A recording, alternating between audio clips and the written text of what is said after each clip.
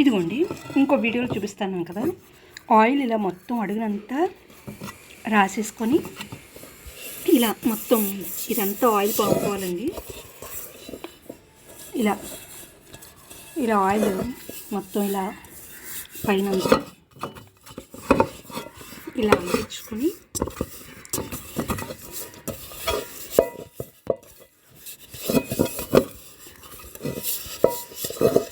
ఇప్పుడు ఇలా ఆయిల్ వేసిన తర్వాత కొంచెం గోధుమతో స్టఫ్ చేయాలి.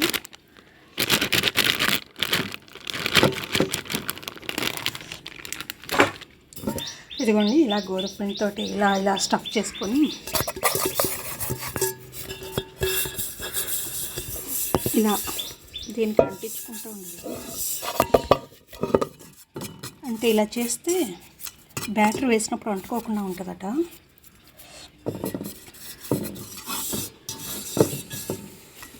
ఇప్పుడు ఈ బ్యాటర్ ఉంది కదండి, కేక్ బ్యాటర్, దీన్ని ఇదిగోండి ఒకసారి మళ్ళీ స్టఫ్ చేద్దాం. చాలాసేపు అయిపోయింది పెట్టి.